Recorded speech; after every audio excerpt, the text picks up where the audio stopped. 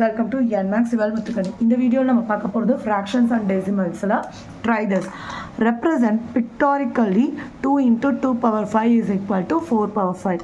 So, we multiplication another repeated addition. That is 2 times 2 by 5 and add pananum. So 1, 2, 3, 4, 5. கீழே என்ன number இருக்கோ அதுதான் அந்த ஹோல் பார்ட்டை நம்ம எத்தனை வாட்டி டிவைட் பண்ணியிருக்கோங்கிறது.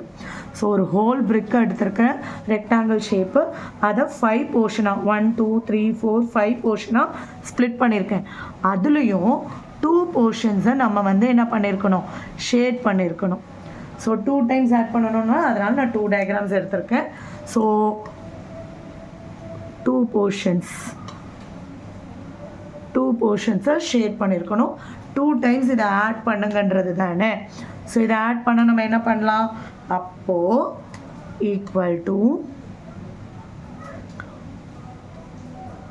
இப்போது 2 ஷேடட் சேர்ந்து நமக்கு எத்தனை ஷேட் ஆகும், இது ஷேட் பண்ணிடலாம், இது ஷேட் பண்ணிடலாம், இது ஷேட் பண்ணிடலாம், இது ஷேட் பண்ணிடலாம்.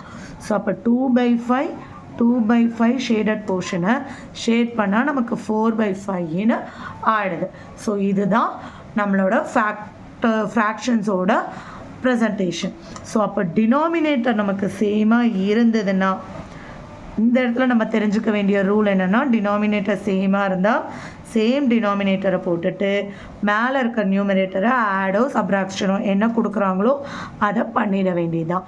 ஸோ ஒவ்வொரு வாட்டியும் நம்ம இப்படி பண்ண தேவையில்லை. டினாமினேட்டர் சேமாக இருந்தால் இந்த ரூல் இங்கேயே அப்ளிகபிள். ஸோ 3 by 4னா அப்போ என்ன அர்த்தம், 1 by 4 + 1 by 4 + 1 by 4, இதுதான் இதோட அர்த்தம்.